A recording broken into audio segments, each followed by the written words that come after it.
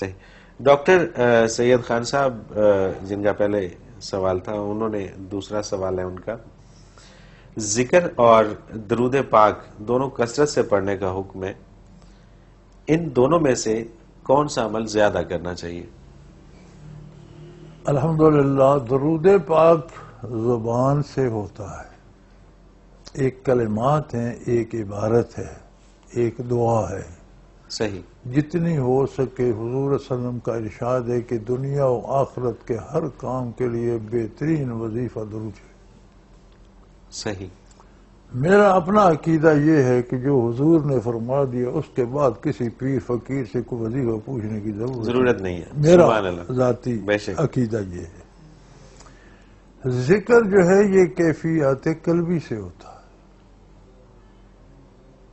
اب قلبی فعل میں اور زبانی فعل میں بڑا تفاوت ہے. قلبی فعل غیر منقطع ہوتا ہے، یہ چل جائے تو چلتا رہتا ہے، سوتے جاگتے اٹھتے بیٹھتے چلتے پھرتے ذکر بند نہیں ہوتا، بشرطے کہ دل ذاکر ہو جائے. سبحان اللہ. درود شریف آپ نے زبان سے پڑھنا ہے، کتنی بھی کثرت سے پڑھیں، زبان سو جائیں گے خاموش ہو جائے گی، کسی سے بات کریں گے اس طرف لگ جائے گی.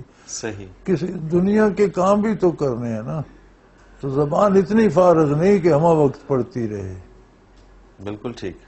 دل کی دھڑکنوں میں ذکر وہ اپنی جگہ ہوتا رہے گا، یہ اپنی جگہ. ان کو آپس میں مقابلہ نہ کریں ڈاکٹر صاحب. صحیح. ڈاکٹر صاحب کے سوال مشکل مشکل ہیں، ان کے کافی سارے سوال ہیں. ماشاءاللہ.